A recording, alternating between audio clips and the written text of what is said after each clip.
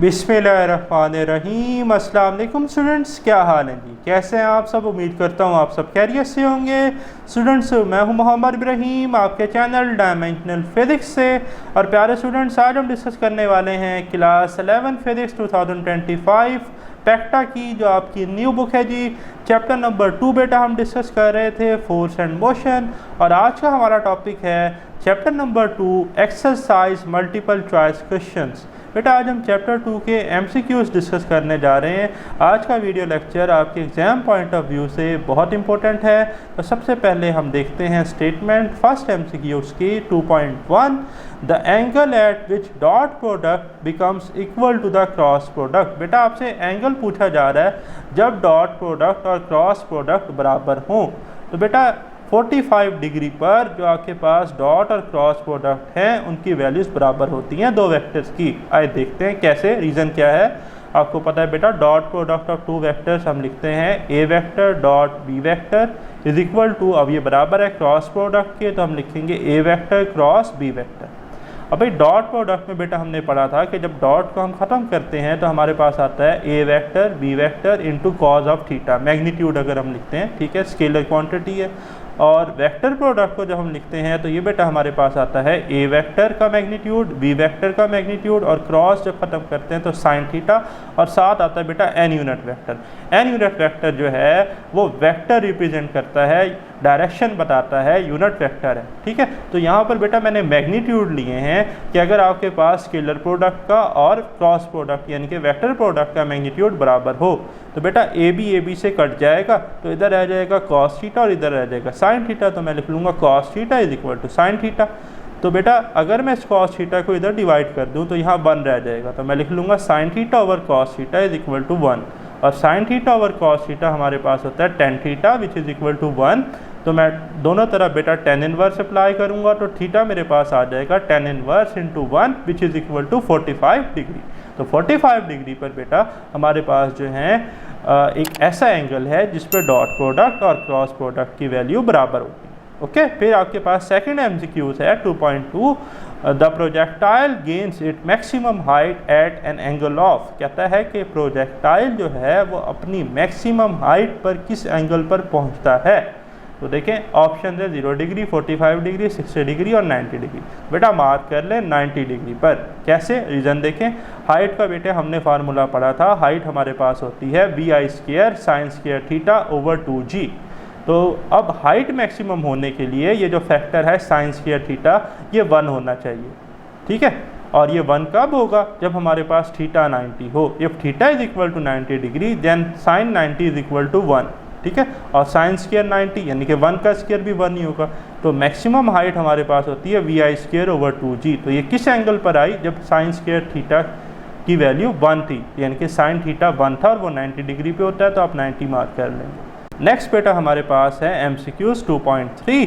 The scalar product of two vector is maximum if they are.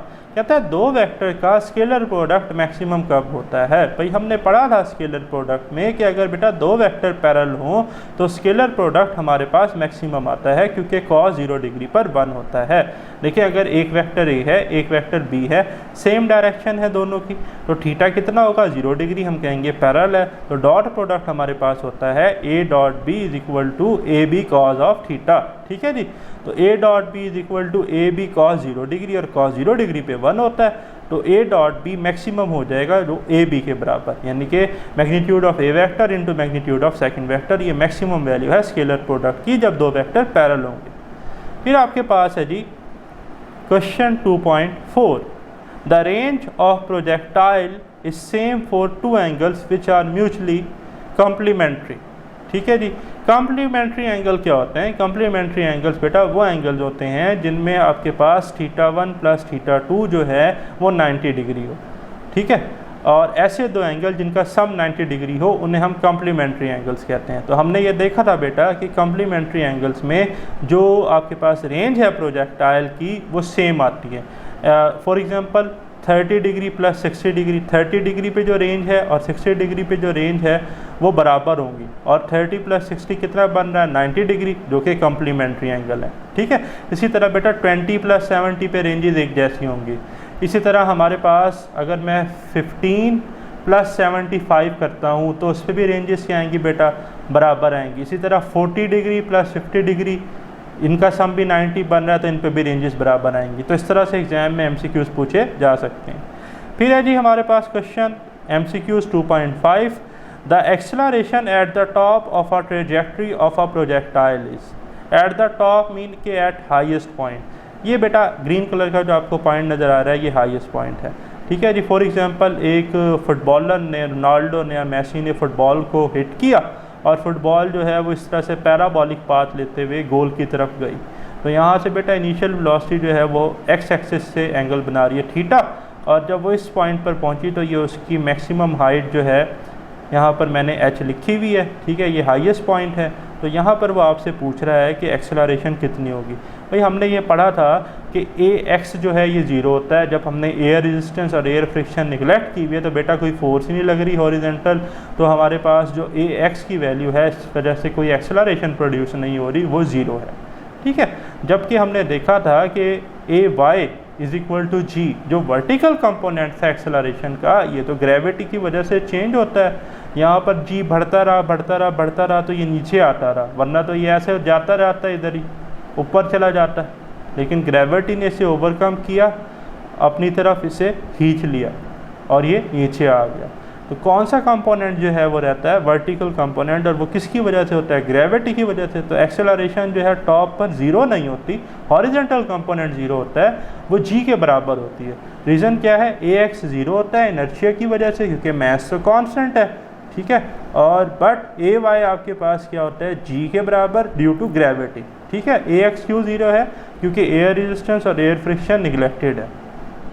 फिर है जी question MCQs 2.6, ऐसा unit of impulses. Impulse क्या होता है बेटा, इम्पल्स होता है प्रोडक्ट ऑफ लार्ज फोर्स या product of average force in a short interval of time. Boom Afridi ने, किसी बैट्समैन ने बॉल को हिट किया, ठीक है, तो एकदम से जो उस पर लार्ज फोर्स लगी शॉर्ट टाइम में, वो इम्पल्स है। I = F×t, ठीक है। अच्छा जी, फोर्स का यूनिट न्यूटन होता है, टाइम का यूनिट सेकंड होता है, तो न्यूटन सेकंड बेटा किसका यूनिट है, इम्पल्स का।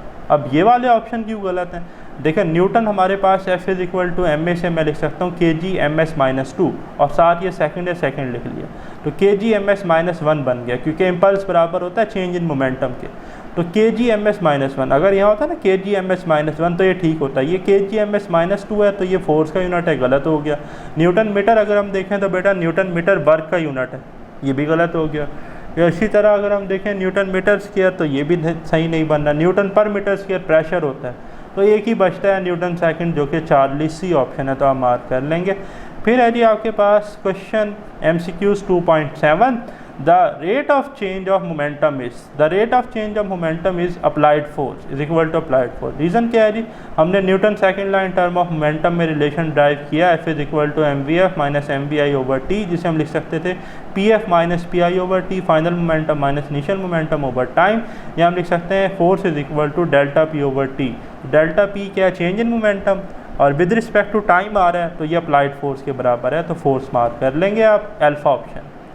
फिर आपके पास है जी MCQs 2.8, as rocket moves upward during its journey then its acceleration goes on.